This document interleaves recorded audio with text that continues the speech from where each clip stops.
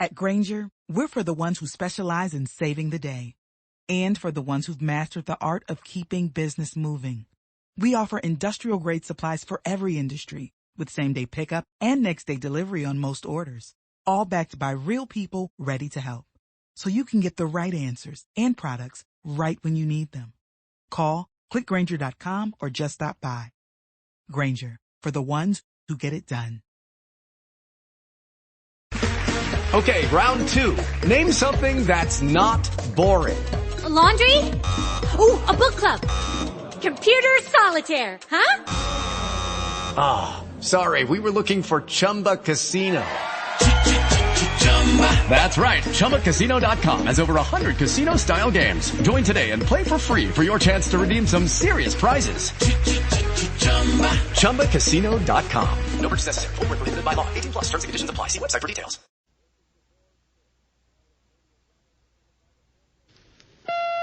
This is the Ford Theater, an hour of radio drama presented by the Ford Motor Company, makers of Ford, Mercury, and Lincoln cars, and Ford trucks, tractors, and motor coaches. Today's play, Ellery Queen's The Adventure of the Bad Boy.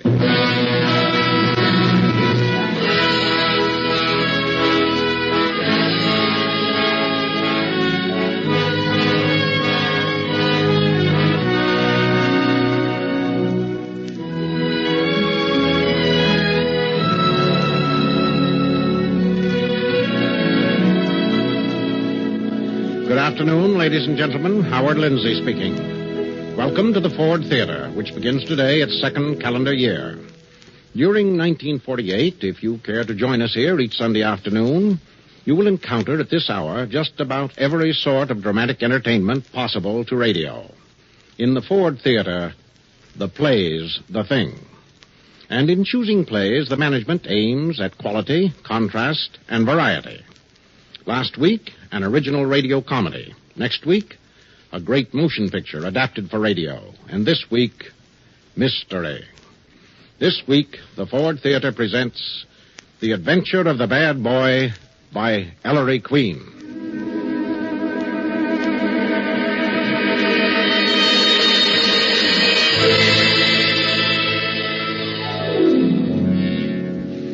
Now, there's a man I've always envied, Ellery Queen. He gets around so much, meets so many different kinds of interesting people, alive and dead. In the last few years, on paper and on the air, Ellery must have averaged one mysterious murder case per week, each neatly solved in the end with the culprit delivered over to justice. And not only does young Mr. Queen solve the mystery, he writes the story, too, between calls for help from the homicide squad. Also, of late, he's found time to edit an excellent magazine for detective story fans, to pen learned dissertations on the gentle art of mystery fiction, and to publish, just last month, an anthology of choice crime tales. He's a versatile man, Ellery, and a busy one. He is also, by this time, a legendary hero, an American Sherlock Holmes, with thousands of worshipful followers. We know that he's the son of gruff, steely-eyed, snuff-using Inspector Richard Queen, who can always be reached at police headquarters on Center Street, Manhattan. And we know that he employs as his secretary the beautiful, worshipful, long-suffering Nikki, who even now is typing up a forthcoming chapter in the multitudinous works of Ellery Queen. Meanwhile, Ellery relaxes in an armchair, deep in thought. Because, Mr. Figgerson, nature is maddeningly logical, said Ellery Queen. A bird flies, the sun rises, a river flows, and a wound bleeds. Underline, and a wound bleeds. End of chapter. Ellery? Ellery, where are you? In the armchair, Nikki. I'm finished. Lucky girl. Are you kidding? Huh? Well, all you have to do is dictate these foul mystery masterpieces of yours. I have to type them, remember? I said, remember? What, Nikki? Oh, skip it. You haven't actually seen me for years, now you don't even hear me. Nikki, I'm sorry. Think nothing of it. After all, who am I? Bertha the typing machine girl. Even in the sweatshop, the boss made a pass once in a while. I'm sorry, Nikki, but I've been deep in thought. Really? About a little boy, Nikki. About a what? A little boy. Why, Ellery. Yes, it's time I did something about that situation. You're the screwiest character, Ellery. You would find a different way to do it. Do what? Oh, now we're being coy again. Most men would start the other way round.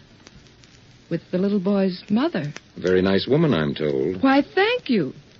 Coming from you, Ellery, that's a lavish compliment. I don't know. I'll have to think about it. Oh, you don't have to think about it, Nikki. It's really my problem. Why, you egotist. Well, I didn't think you'd be interested.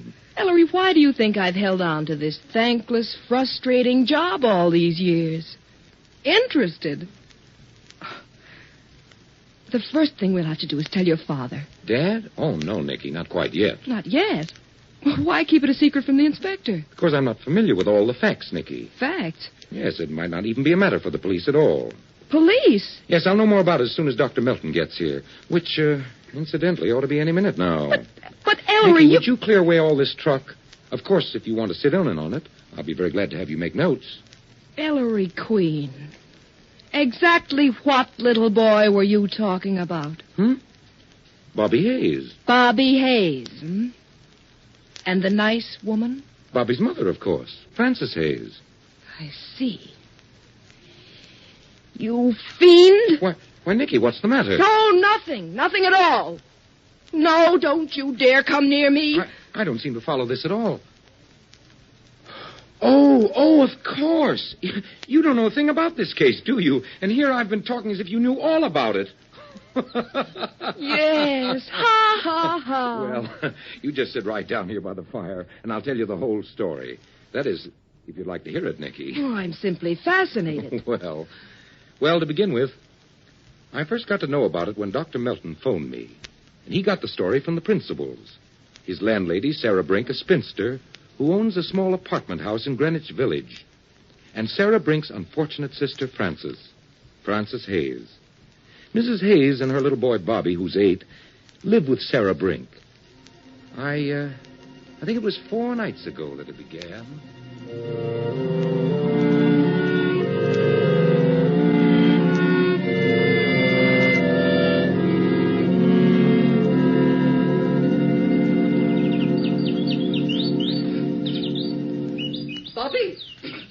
Bobby? Yeah? Yeah. Can't you say yes, Auntie? What is it? Bobby? Bobby Brink. My name is not Bobby Brink. Well, it is in this house. It is not, Aunt Sarah. It's Bobby Hayes. Bobby, how dare you take that tone with me? It is so, Hayes. That's my father's name. That's Mommy's name. So it's my name, too. I know my own name, I guess. Your father's a bad man, Bobby. He ran away. Left you and your mother alone. He did not. Mommy says he's dead. Well, it'd be a mercy if he were.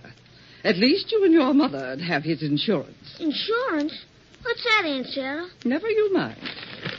Bobby, put the funnies down for a minute. Do I have to? Bobby, dear, don't you feel just a little bit grateful to Aunt Sarah? Huh? When Auntie takes her sister into her home and her sister's little boy gives them nice, soft beds to sleep in and good things to eat, even money to spend. Don't you think the little boy ought to sort of, love his auntie? Oh, I don't get so much money to spend. Ah, you're a wicked, ungrateful boy. What have you been up to in here while I've been making supper in the kitchen? Answer me, Bobby. Some mischief, I'll bet. I'm not doing nothing. I'm just reading the funnies. Chasing the cat, most likely. I was not. I've been reading the radio page, Oh, too. you miss all those nice programs since your mother's radio got broken, accidentally. Don't you, Bobby, dear? Aunt Sarah, couldn't we have it fixed? I gotta ask the fellas all the time what's happening to Superman. Fix it?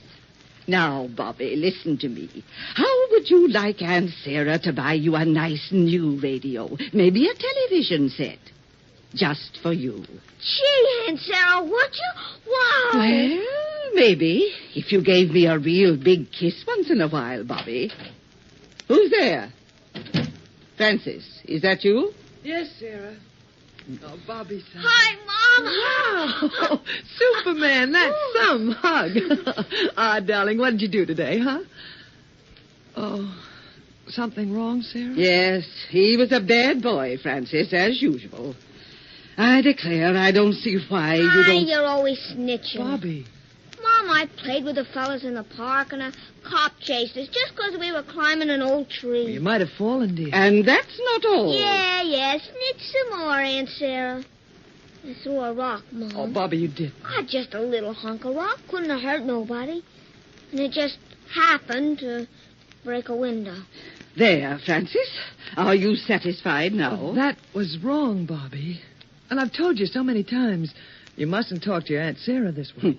If you'd stay home and take care of your child, Francis, instead of prancing round all day. I wasn't prancing, Sarah. I was walking my legs off looking for a job. Oh, you and your jobs. Your first duty is to your child. You know you don't have to have a job, Francis, as long as you live with me. Yes, Sarah. I know. Coming home at all hours. Supper's ruined. It is my stew. It's burning. Oh, just in time. I don't want your old stew. I don't like stew. Bobby, why, Bobby, you're not having stew. What would you say to a nice raspberry jelly omelet? Jelly omelet? Wow. Well, just as soon as I set these 2 plates of stew down, I'll fix your omelet, Bobby. Francis, hurry, will you? For pity's sake, Bobby, now you stop playing with that canary's cage. Oh, Bobby, didn't hear what Aunt Sarah said. Now stop it. Oh, okay, Mom. And can I have prune juice too, Aunt Sarah, huh? Why, certainly you may, Bobby, dear. Bobby, Brigg, now see what you've gone and done, leaving the canary's cage open. Oh, Bobby, there goes the canary. Sarah, catch him. Oh, of all the spoiled, misbehaving brats. If we could only... There he is, Francis. Catch him. Catch him. I got him. No. Oh, dear, now he's flown up on the chandelier. Oh, Bobby, Come down here, drat your Sarah, dog. shut the dining room door. He'll fly out. Shut the window, Francis. Yes, Sarah. Look out, the cat! Columbus! Stop that, you bad cat, you. Sarah, I think I could... Got him. Well, it's about time. You naughty canary. Back you go. There. Are you quite finished, Francis? Well, now, Bobby Brink, suppose you tell me why you opened that canary's cage and why you've been sitting at the supper table and haven't so much as lifted a finger to help catch him. I don't care. I was just playing with the old bird. He flew past me, the dirty old bird. Bobby Hayes, what's come over you? Bobby, come here. What? Son, you've always been so kind to Aunt Sarah's pets. But now you chase Columbus, torment the canary, go fishing in the goldfish bowl. Do you like tormenting animals and birds and fish? Oh, Mom, I didn't hurt him. Well, I suppose that lets him off. Kindness, reasonableness. Trouble is, Francis, you don't discipline him. If he were mine, But he isn't, Sarah. Son, we'll talk about this after supper. Yes, ma'am. Well, eat your stew, Francis. Yes, Sarah. I suppose I might as well eat mine, too, even if it is icy cold by now. Well, what's the matter, Francis? Isn't my stew good enough for you? Bobby's omelet, Sarah. You've forgotten. Oh, have I? Bobby, I'll make it for you. Sit down. Sarah, please. I've told you 1,000 times, Francis. I won't have you or anybody else messing in my kitchen. Bobby'll wait for his supper, since he's spoiled ours. Well, Sarah, the stew can be reheated. As if my gas bills aren't high enough as it is. He'll wait. Bobby, I won't eat until... Oh, go ahead, Mom. I can wait. I'm not hungry anyway. Thank you, son.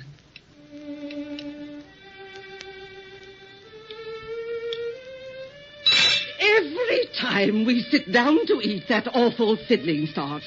I declare that foreigner does it on purpose just to annoy me. That's only Mr. Weber downstairs, Aunt Sarah. He likes to play that song. Bobby... Oh, I must have been insane when I rented that apartment to him. Fiddler playing. I'll have him evicted, that's what I'll do. I'll have him thrown right out into the street. Him and his nasty fiddle.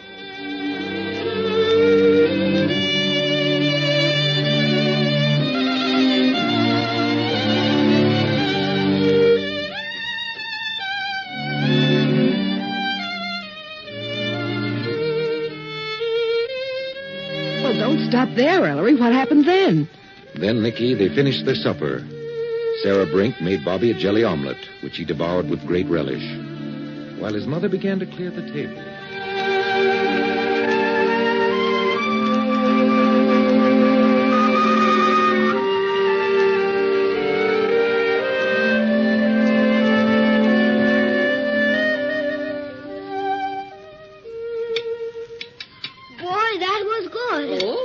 Liked it, Bobby. Better than that old stew. Bobby Brink. Bobby. The stew was delicious, Sarah. Bobby, you may leave the table. But, Mommy, why can't I have a piece of apple pie? I'm especially hungry for a piece of apple pie. I've already told you, Bobby, if your mother won't punish you, I will. You're just mean. Oh, I am I? Bobby, please, I told you to leave the table. Oh, okay. Mom, may I go downstairs and see Mr. Gordini? I promise. You certainly may not. Sarah, aren't you forgetting that I'm Bobby's mother? Okay, round 2. Name something that's not boring. A laundry? Ooh, a book club. Computer solitaire, huh? Ah, sorry, we were looking for Chumba Casino. That's right, ChumbaCasino.com has over 100 casino-style games. Join today and play for free for your chance to redeem some serious prizes. ChumbaCasino.com. No purchase necessary. Void where prohibited by law. 18+ terms and conditions apply. See website for details. I've told you and told you, Francis. Letting a young child spend all of his time with that worthless, greasy actor. He's as nice as anyone you know, Sarah. Bobby, you may visit Mr. Gordini for a half an hour, then come upstairs to bed. Gee, thanks, Mom. Bobby, wait. Bobby, I forbid you. I forbid you. Do you understand? You are not to go downstairs. And Francis, just as long as you live in my home on my money, you'll do as I say. Is that clear? I can't stand this anymore. Always throwing up to me how dependent I am on your charity. Trying to run my life, my child. Because we have no other place to live. So I'm going to leave. I'd rather starve. Oh, stop that silly crying, Francis. If you'd listened to me, you wouldn't have been deserted by that no-good husband of yours and left penniless to support a child. I was good enough to take you in, and I'm good enough to dictate what's best for you. No, I'll take Bobby and get out of here. Well, if you want to live in the street, I suppose you're of age, but you're supposed to love this child. What are you going to feed him on? Kisses? Mom, I don't want to see Mr. Gordini. It's okay. I'll go right to bed, Mommy. It's all right, Bobby. You may go downstairs. Please, Bobby. Go on now, dear. No. He's staying here. Bobby Brink, if you set foot outside this apartment, Oh, Sarah. Oh, why, Francis, I feel so funny. Sarah, what's the matter? Mommy, Aunt Sarah fell down. Sarah. My throat, stomach, on fire. Can't breathe. Bobby, run downstairs for Dr. Melton. Quick!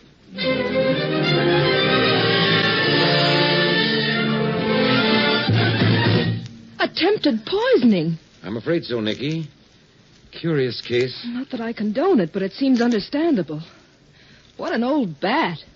She owns the house, huh? Yes, one of those old 3-story brownstones facing Washington Square Park. She's converted it into a 4-family apartment house. The Brinks apartment's on the top floor. Dr. Melton lives on the ground floor. And the intermediate floor is occupied by 2 tenants. Weber, a refugee who teaches the violin, and Gordini, who seems to be an actor. But, Ellery, they can't possibly have anything to do with it. Ah, that's Dr. Melton. I'll go. Yes? I'm Dr. Melton, and this is Miss Sarah Brink. Come in, Doctor. Dr. Melton and Miss Sarah Brink, Ellery. Well, how do you do? Evening.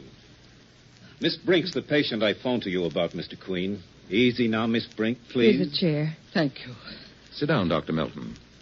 Oh, this is my secretary, Miss Porter. How do you do, Miss Porter? How do you do? I must say I'm a little surprised, Doctor, to see Miss Brink with you. She's still pretty shaky, but I thought we'd risk it, Mr. Queen, even though it's only 4 days since... The accident. Now, don't excite yourself, I please. told you, Dr. Melton, it was some sort of accident. Oh, I don't know why I've let you bring me here. A detective. Miss Brink, it couldn't have been an accident. Oh, dear. What do you suspect, Doctor? I don't suspect. I know. Miss Brink was poisoned. By accident. You're asserting that not as a theory, Doctor, but as a fact. Judge for yourself. I know you've had some experience with these things, Mr. Queen. Yes? Miss Brink ate on an empty stomach. About 10 minutes later, she fell writhing to the floor. Symptoms? Burning pain in throat and stomach. Intense thirst. Collapse. Cyanosed skin. Difficult respiration. Cramps in the calves of the legs. Arsenical poisoning. Yes. How awful. I suppose you had the remains of Miss Brink's portion of stew analyzed, Dr. Melton. Of course. It was heavily dosed with arsenic. Miss Brink, who are your heirs? My heirs? Yes. Well, my sister Frances. She's my only living relative. Your sister and her little boy, you mean? He's your nephew, isn't he, Miss Brink? Yes. Comfortably fixed, are you? Well, I own my own house, have a few $1,000s. Any domestic help? I do my own housework and cooking. Can't afford servants. I see. Dr. Melton. Yes, Mr. Queen? I believe you said Mrs. Hayes, Miss Brink's sister, ate stew that evening and showed no ill effects. None at all. Well, obviously, then. Only the stew on your plate, Miss Brink, was poisoned. Was your sister in the kitchen at any time during the preparation or cooking of the stew? Why, Frances was away all day. She didn't get back till a few minutes before I fetched the 2 plates of stew from the kitchen and set them on the dining room table. Was your nephew in the kitchen while you were cooking? Bobby? Yes. Oh, no, not at any time. And after you set the plates down on the dining room table, Miss Brink, did your sister have an opportunity to drop arsenic into your plate? I tell you it was an accident. Did she? No. Just as I set the plates down, Bobby let the canary escape, and Frances and I began to chase it. I know that, Miss Brink. I just wanted to be sure. By the way, what was your nephew doing while you and Mrs. Hayes were chasing the canary? Bobby? Why, Bobby was seated at the table. Alone and unobserved. No, I mean, yes, he was, but... Miss Brink, please. That's horrid, Ellery. Facts very often are, Nikki. Dr. Melton, take me home. Miss Brink, you can't let this drop. I won't have another word said about the entire matter, understand? You may have no choice, Miss Brink. This is attempted murder. It's not. Anyway, if you interfere, Mr. Queen, I'll deny everything. Yes, and you needn't try to send me a bill. I won't pay it. Brr. Well, Mr. Queen, I didn't realize who was involved. I think you ought to know, though, that she's concealing her real financial status. She owns 6 buildings in Greenwich Village, and she's one of the wealthiest women in the neighborhood. I'm sure of that, Dr. Melton. Well, I'd better get her back home. She's still pretty weak, you know, and at her age, it was a narrow escape. I'm sorry. It's all right, Doctor. Goodbye. Goodbye. Goodbye. Ellery, isn't there something you can do? If she denies the story and refuses to press charges, Nikki, I'm afraid not. But I just can't believe it. It's frightening. An 8-year-old boy, Ellery. Yes. Apparently, the boy released the canary deliberately to lure his mother and aunt away from the table so that he could poison his aunt's stew unobserved. I don't care how much of an old witch Sarah Brink is. To do a thing like that, a boy of 8, he must be a fiend, Ellery. Psychopathic case. Well, something ought to be done about it. The woman's in danger. That's quite true, Nikki.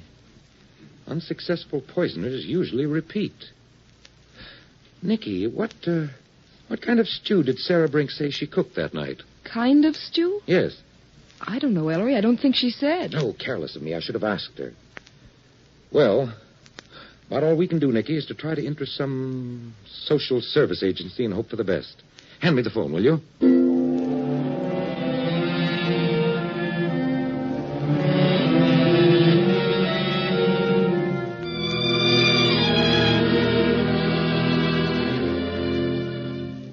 But it wasn't to be. Everything was closed for the New Year's weekend. And then it was just yesterday afternoon. Ellery Queen's residence? Naturally. Hello, Nicky. Oh, Inspector Queen. Nicky, put Ellery on. Right. Ellery, Yes? your father. Oh. Yes, Dad. Son, you'd never forgive me if I didn't let you in on this. In on what, Dad? Cockeyedest case I ever saw. Can you get down here in 15 minutes? I'll try and hold him. Hold him? Hold whom? Witnesses to the crime. About 3 dozen of them. 3 dozen what? Fact. If you don't hurry, there'll probably be 300 of them. Dad, I don't see what... 36B Washington Square North. Make it snappy, Ellery. 36B Washington Square North. What are you mumbling about, Ellery? What did the inspector want? Nikki. Nikki, that's the address of Dr. Melton's poison case. Sarah Brink? Yes. And Dad says there's been another crime. Come on.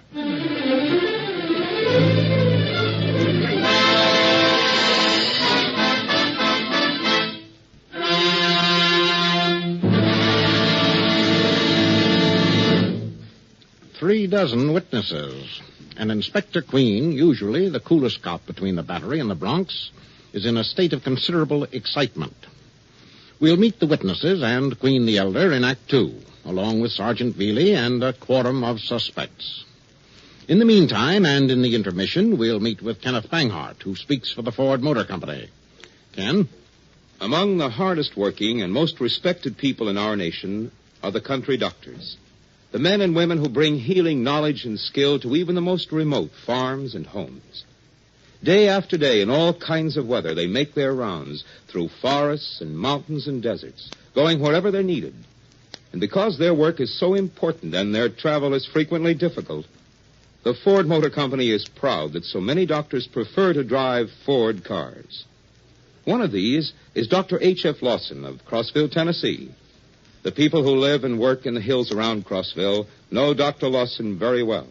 Summer or winter, dust or snow or mud, over the roughest roads and steepest hills, Dr. Lawson gets there when he's needed. Recently, Dr. Lawson wrote to the Ford Motor Company to say why he preferred to drive a Ford. He said that he can always start his Ford in any kind of weather, that it rides comfortably, that his Ford always takes him where he wants to go, no matter how bad the driving conditions. My Ford has never failed to come through, he wrote. As a rural doctor, I am qualified to say that no other car can beat a Ford for all-round performance under all conditions. That's the kind of service and dependability that millions of Americans have learned to expect from Ford products. That's the kind of performance you can expect from any product made by Ford.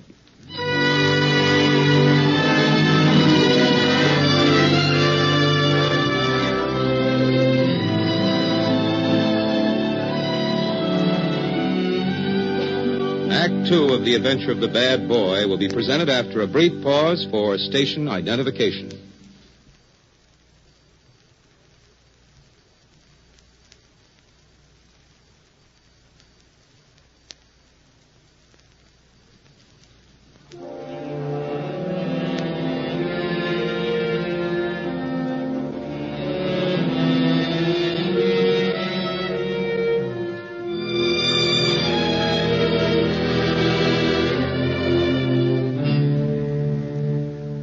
Ford Theater, The Adventure of the Bad Boy, Act 2.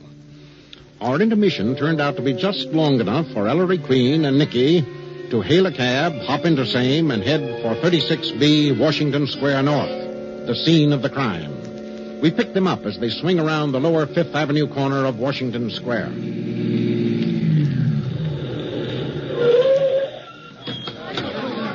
Hop it, Nikki. Come on. Gentlemen, wait for ladies. Excuse me, please. Mind letting us through? Oh, you might carry me. Pardon me. Officer. Huh? Hello, Mr. Green. Here, one side, you people. Stand back there. Stand back. Here. You still with me, Nikki? It's not your fault if I am. Ellery, you don't think there's been another... I'm trying not to. Come in, my sir. Come in. Oh, Veely, it's about time. Well, you all set for a little surprise? What's happened here, Sergeant Veely? Uh-huh. Right this way, folks. Inspector's waiting for you. Veely, what's all the mystery about? I got my orders, Maestro, you'll say. A surprise, you said, Sergeant? I'll say it's a surprise. One more flight. Huh, the Brink apartment. That is correct. Hey, you know the old dame, Maestro? That Ellery, Billy? Yes, sir. Dad. Oh, Nicky. Hello, Inspector. Wait till you see this, son. You won't believe it. Try me. Inspector? This way, please. This is the upper hall, Ellery. Doors off here all lead to various rooms of the apartment. It occupies the whole floor. Here we are. You men ready? Yeah. Ready? Flint? Yes, sir. Take it, Hagstrom. Yes, sir. We do a repeat, huh? Oh, look, Inspector Queen, we don't have to go through all that You'd again. think once a day enough, Flint. Yeah. I'm not mad. They are, all of them. Dad, will you please... It's a joke, isn't it, Inspector? Some joke. All right, boys. Take your positions just outside the door. I take it, sir. Come here. Ellery, this is exactly what we found when we got here and opened this door. Yes? Open it, Veely. Now, remember, fellas, this is all for dear old NYU. 2/14/89. Hep. There's one getting away. That one, you fine. Come here, you little devil. Rabbits! Rabbits! Rabbits? Yes, rabbits. Herds of them. Spent half an hour chasing through the house trying to recapture the blasted bunnies. They all came out of this bedroom, Ellery. Whose room is it, Dad? Woman named Sarah Brink. Owner of this house. Sarah Brink? No, Nicky. Stay in the hall. Yep, son. That's just what we found when the rabbits scooted past us. What? Sarah Brink, Nicky. Dead.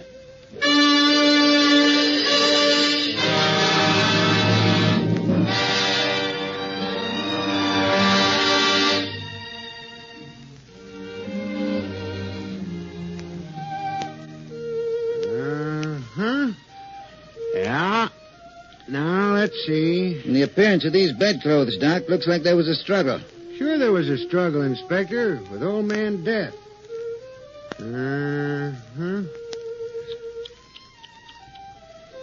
Yeah, you'd struggle, too, if you died of what she did.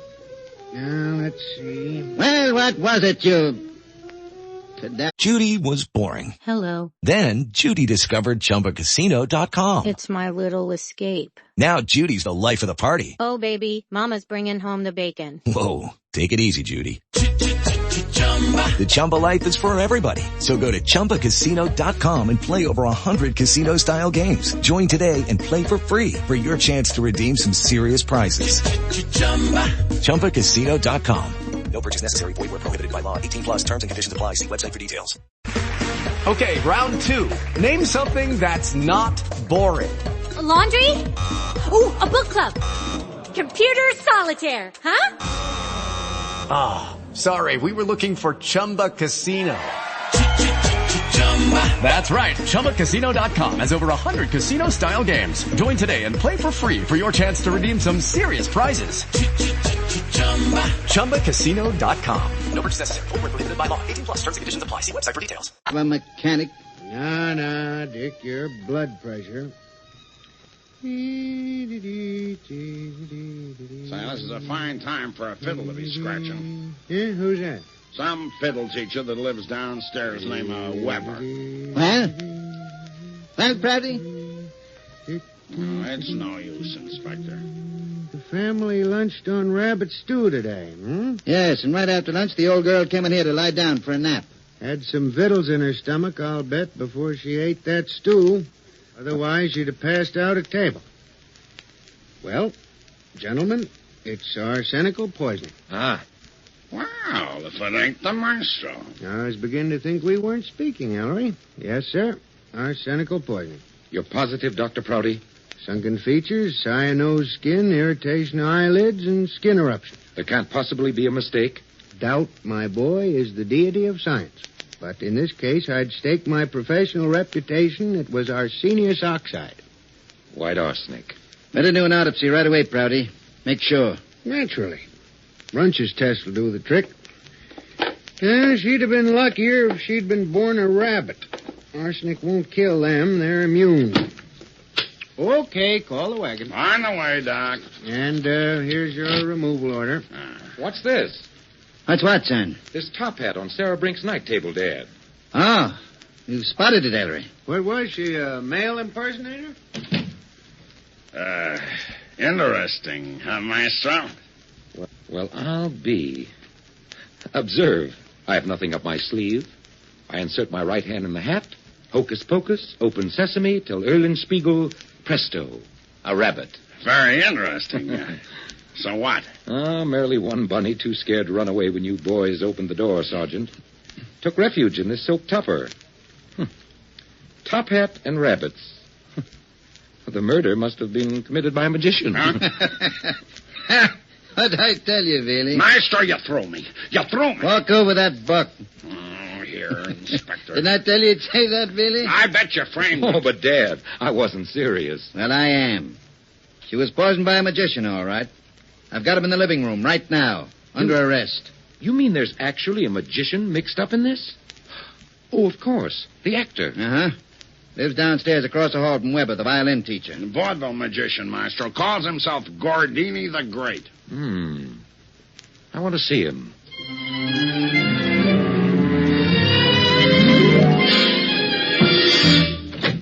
Flint. Yeah, Inspector? Gordini been acting up? Nah, gentle as a rabbit. I don't mean to tell you how to run your business, Inspector, but believe me, I didn't poison Sarah Brink. I know, Gordini. You're just a victim of a plot. This is my son, Ellery. He wants to talk to you. Mr. Gordini, I'm very much interested in Sarah Brink's death. I'm told you were home today in your apartment around noon when she was poisoned. That's right, Mr. Queen. I'm temporarily at liberty. You could have used your time to better advantage, man. Just a moment, Sergeant. I'm told, too, Mr. Gordini, that the fire escape makes it possible for you to have been just outside Sarah Brink's kitchen window while the 2 plates of rabbit stew, which Miss Brink and her sister Mrs. Hayes ate for lunch today, stood on the serving cabinet near the kitchen window. Yes, Mr. Queen, but the kitchen window has an iron grill which can only be opened from inside. All the windows at the back of this house have. How am I supposed to have got past those bars? With this thingamajig, Gordini. Where'd you get my lazy tongs? Is that a lazy tongs? And what are they, Inspector? It's like a pair of scissors, Vady. Opens and shoots out in crisscrossing slats. Like this. Hussy, you missed my schnoz by half an inch. Well, I missed, didn't I? Be careful. You got the idea, Ellery? Yes. This is part of Gordini's magic equipment. Comes from his stuff downstairs. Gordini, you stood on the fire escape outside the Brink kitchen window and dropped arsenic into Sarah's plate of stew from the end of these tongs through the grill. What can I do but deny it? It's not true. And the top hat. It has pockets inside, Gordini. A regular magician's hat. You admit it's yours? Of course it's mine. If you're innocent, how did it get into the Brink woman's bedroom? I don't know. Dad, Hold it, son. Gordini, I've had you checked this afternoon. Your real handle's Gordon, Algernon Gordon. And you were a chemist before you became a stage magician. Then you'd know all about arsenic. Wouldn't you, Mr. Gordon Gordini? I see I'm to be convicted on coincidence. It's no coincidence that you've been quarreling with the murdered woman, Gordini. The whole neighborhood knows about it. Quarreling about what? Well, it seems the old lady told him to keep away from her sister Frances and the kid Bobby. Oh, well, that's pretty circumstantial, Dad. Is it? And bat this around, Ellery. I've got a witness who lives in a McDougal Alley house opposite the back windows here. My witness says she saw Gordini standing on the fire escape outside Sarah Brink's kitchen window at just about the time that rabbit stew must have been poisoned.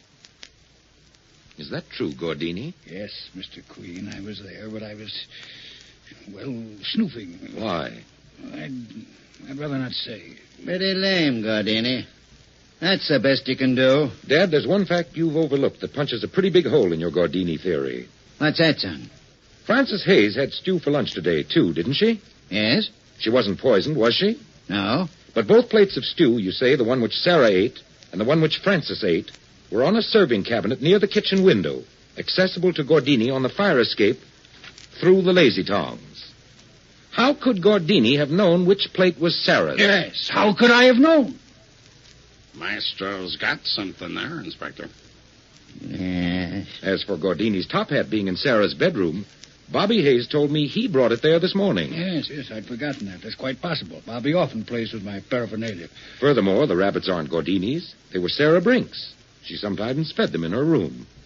I think that pretty well explodes the circumstantial case against Gordini. Thank you, Mr. Queen. But I'm not through with you, Gordini. What's that? You're obviously concealing something. What is it?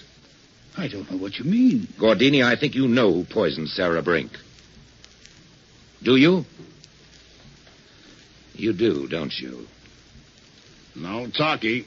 See if you can make Gordini change his mind, Dad. Where are you going? Oh, to snoop around.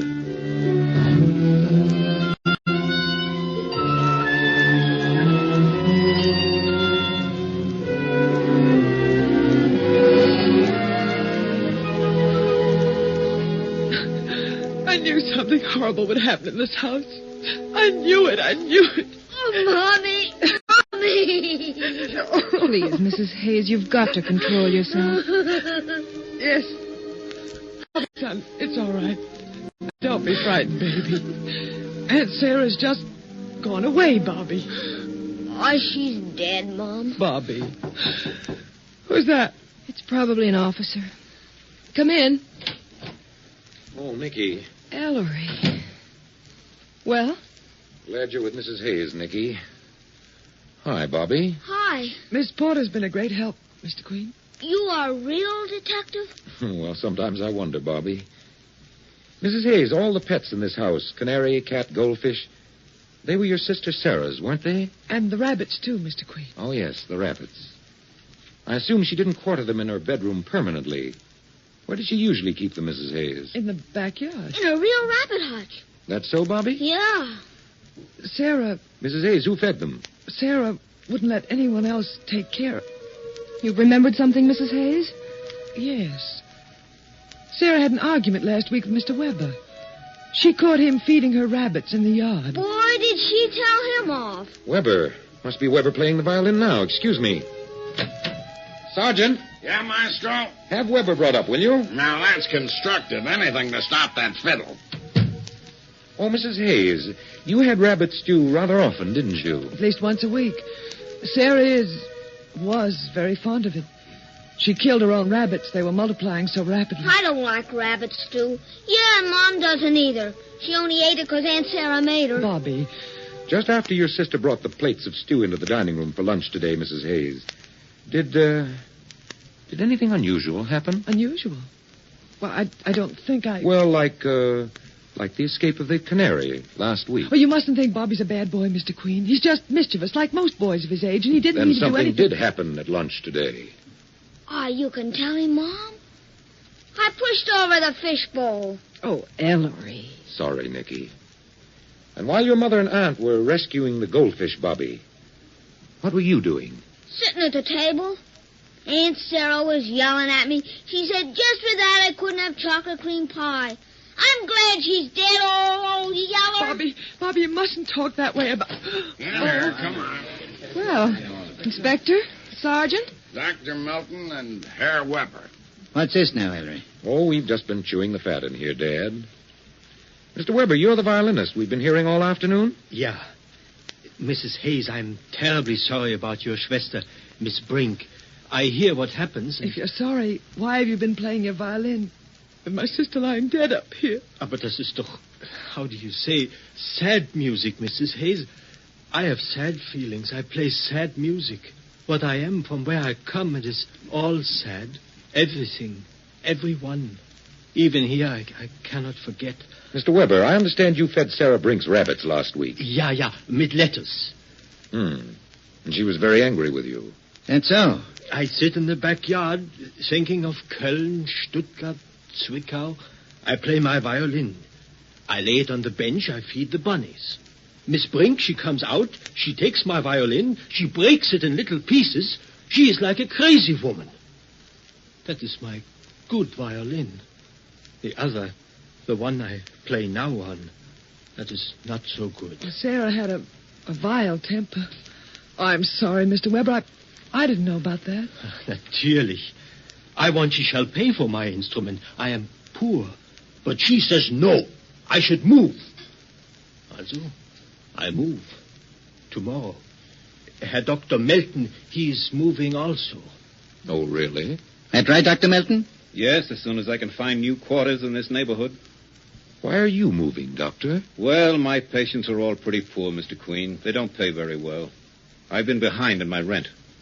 The other day, Miss Brink said she wouldn't wait any longer, that, well, I'd have to get out. But Dr. Melton, I didn't know that either. I know, Mrs. Hayes. I suppose I own this house now? Well, you don't have to move. You've been here so long, Doctor. Why, that's very decent of you, Mrs. Hayes. And you too, Mr. Weber. You stay on. And as soon as I can, I'll pay for your broken violin. Dankeschön. Dankeschön, gnädige Frau.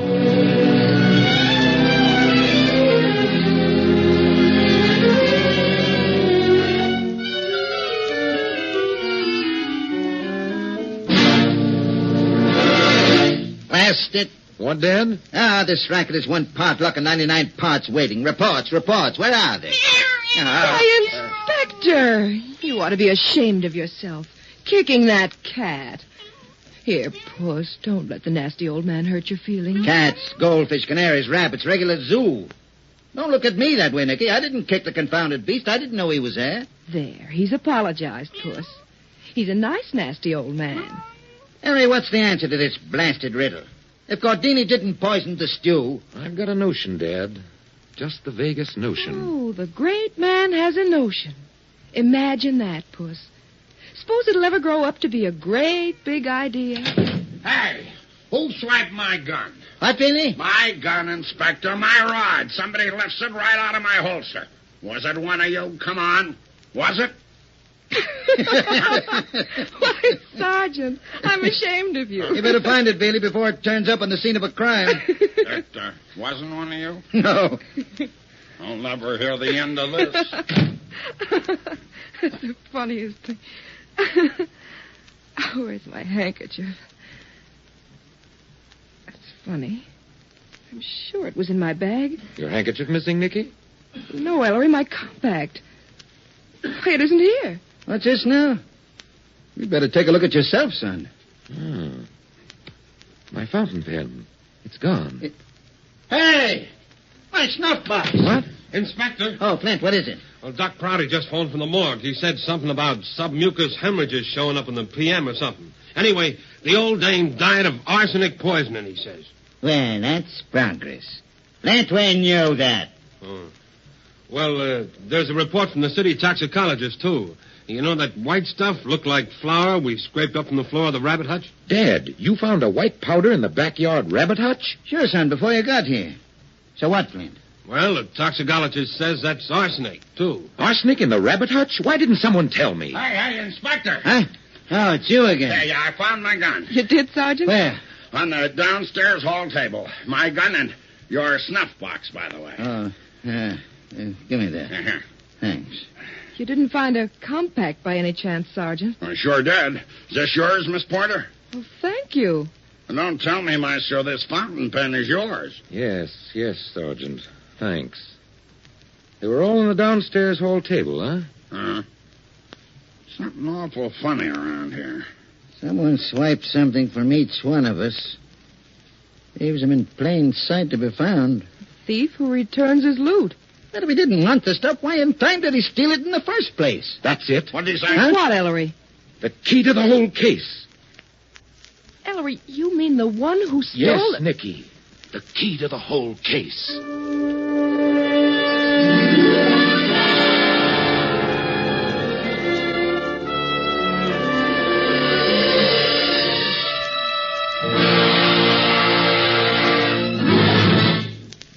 The key to the whole case. Somewhere around this point, I believe, it used to be novelist Queen's practice to challenge the reader to name the culprit with all the pertinent facts at his disposal. My guess always goes wrong. And in this case, I suspect so is yours. Act 3 will, shall we say, let the cat out of the bag, or the rabbit out of the hat. And so you might just as well give up, stop guessing, and relax, and listen to Kenneth Banghart for the Ford Motor Company. During the past 44 years, the experience of millions of people has proven countless times that Ford products are outstanding for their reliability, economy, and service. 3 generations have recognized the name Ford as an American symbol of quality and dependability. And now there is another definite scientific proof of Ford quality on a large scale. A recent study conducted by independent life insurance experts determined the life expectancy of the 5 largest selling makes of trucks. The experts tabulated and studied the histories of almost 5 million trucks and established the average life expectancy of each make. That study proved that Ford trucks last 10% longer than the average truck. It proved that Ford trucks last up to 19 6/10% longer than their 4 principal competitors. This scientific study is conclusive proof of what Ford truck owners have known for a long time, that Ford trucks last longer. It's an unusually important tribute to the quality of Ford products. But even this outstanding record is not good enough. True to the Ford tradition, Ford trucks are constantly being improved. Soon there will be new model Ford trucks with new power, versatility, and beauty. They will be built on a basic principle of engineering which assures even longer life for Ford trucks. And you will be served better. because the organization that has built more trucks than any other, Ford, builds trucks stronger to last longer. You can depend on Ford.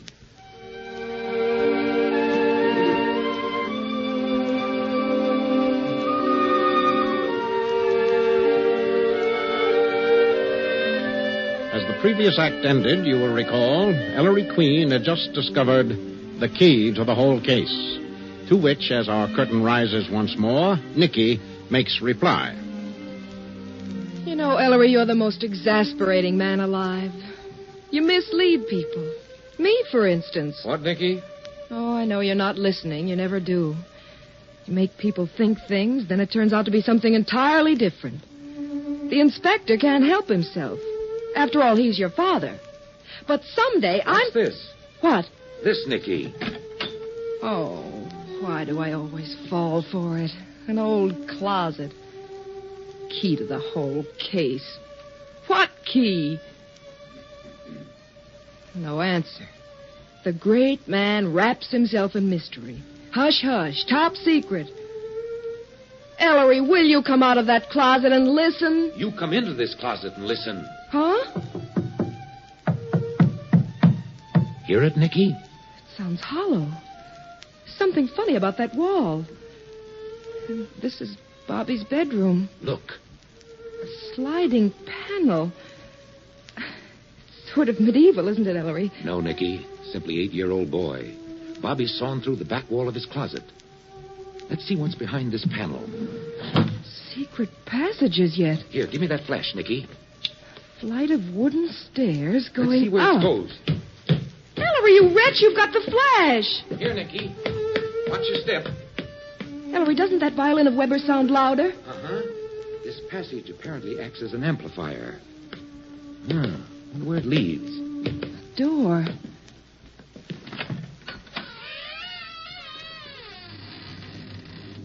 It's just an old attic. Uh-huh. Oh, Bobby couldn't have built these stairs. Hardly. It's an old house, Nikki. Part of the original. The stairs were probably boarded up during some renovation, and Bobby's rediscovered them. Ah, what's that? Ellery, if you leave me here in the dark, Come here, Nikki. Look at this sign. Sign? Robert Hayes, magician. Bobby's handiwork. Ah, what's this box? An awful mess in there. Yes. Cards, handcuffs, trick coins, wand, handkerchiefs, ropes. Collapsible knife. The usual magician's truck. Ah. Oh, don't try to impress me. What's in that packet? Magic Humpties? I'm afraid, Nikki, it's a more deadly magic than that. A more deadly... A white powder, Nikki. White powder? Arsenic. I can't believe it. I just can't. It's too revolting, Ellery. I wonder why Gordini didn't tell the truth. He knew all the time. Unless... Ellery, a boy. A boy of 8. Well, let's go downstairs, Nikki, and get it over with.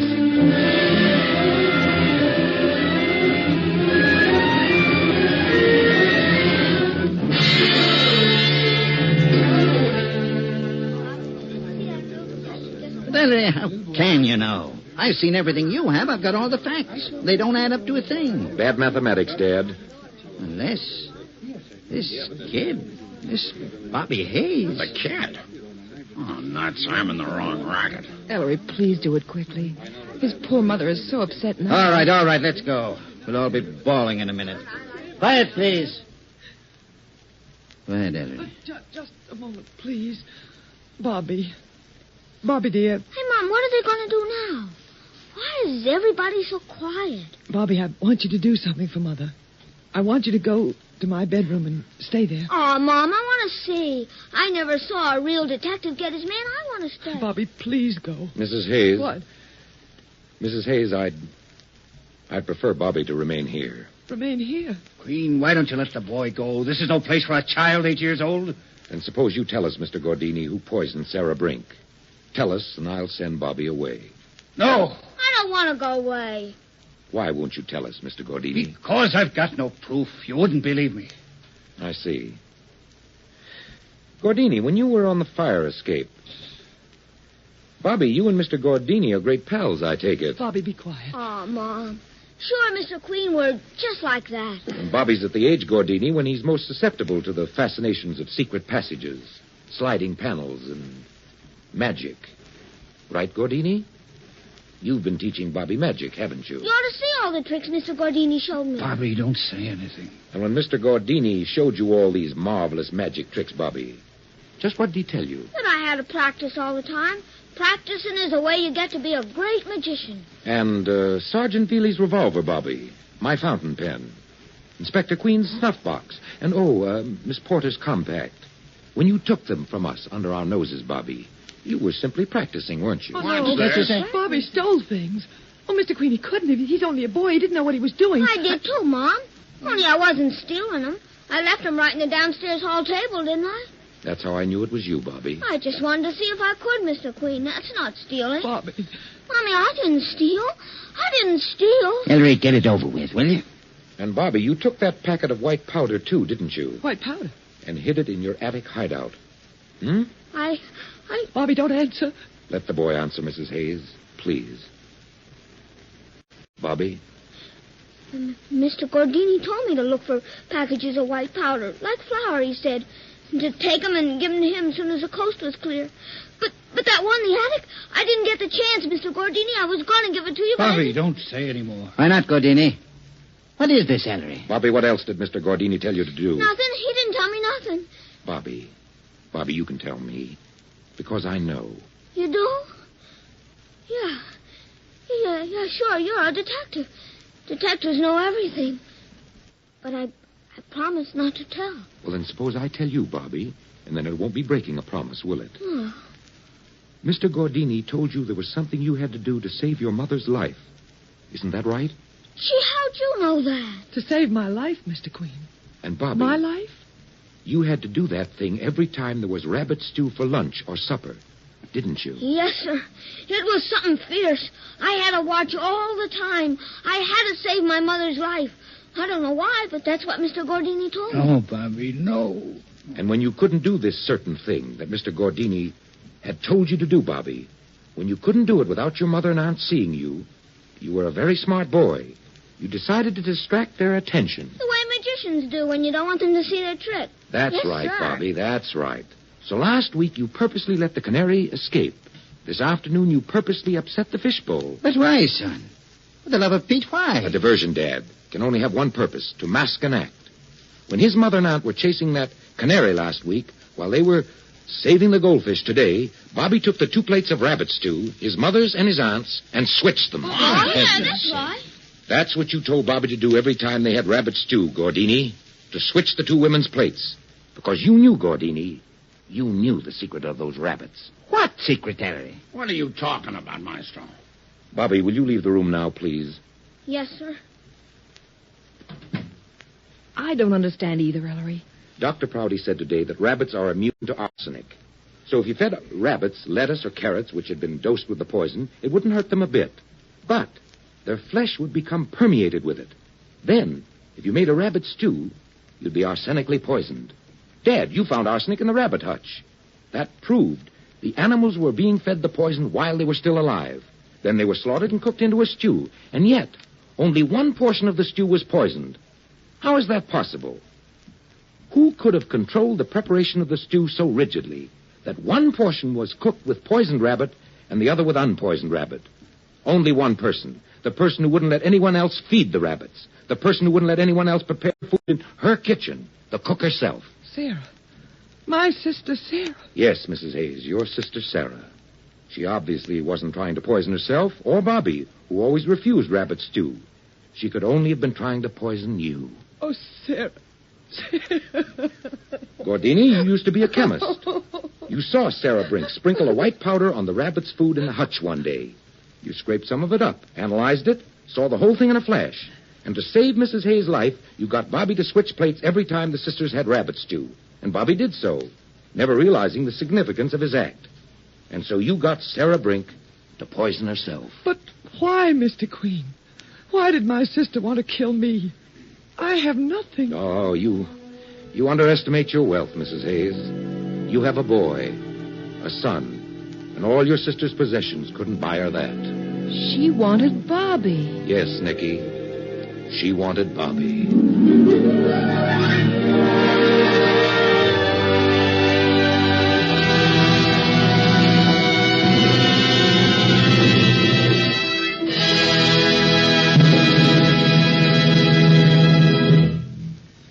I'm sure that all of you are as happy as I am to learn that Bobby was not the culprit.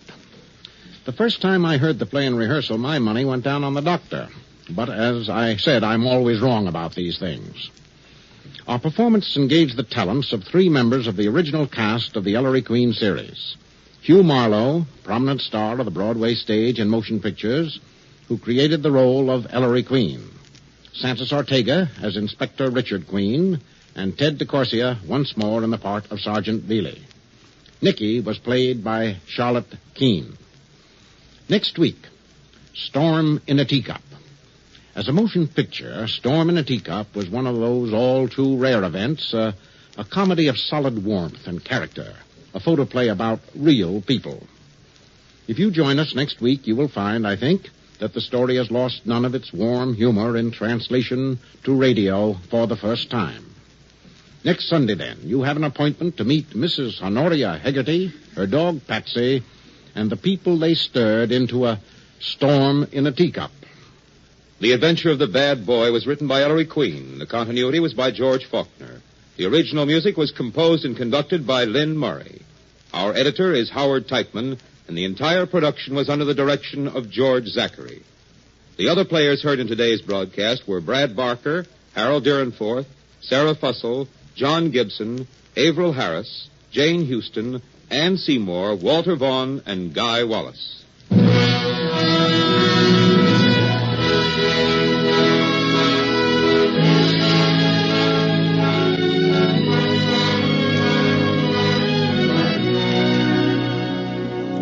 The Ford Theater is presented by the Ford Motor Company, makers of Ford, Mercury, and Lincoln cars, and Ford trucks, tractors, and motor coaches.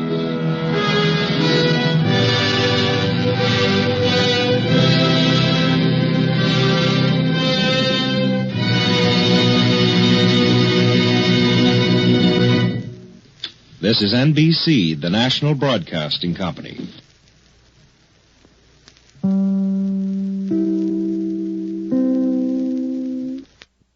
Voy a ponerme la vacuna Prevnar 20 porque estoy en riesgo de contraer la neumonía neumocócica, la cual pudiera llevarme al hospital. Así que preguntaré sobre Prevnar 20. 65 años o más, puedes estar en mayor riesgo de contraer la neumonía neumocócica. Pregunta a tu médico o farmacéutico acerca de vacunarte con Prevnar 20. Vacuna conjugada antineumocócica 20 valente. Una vacuna de Pfizer que puede ayudar a proteger contra la neumonía neumocócica con una sola dosis. Prevnar 20 está aprobada para adultos para ayudar a prevenir infecciones contra 20 cepas de la bacteria que causa la neumonía neumocócica. La aprobación continua puede depender de un estudio de apoyo. No uses Prevnar 20 si has tenido una reacción alérgica grave a la vacuna o a sus componentes. Adultos con sistemas inmunitarios debilitados pueden tener una respuesta reducida a la vacuna. El efecto secundario más reportado fue dolor en el área de la inyección. Para más efectos secundarios comunes e información completa de prescripción, llama al 1-855-213-2138 o visita Prevnar20enespañol.com.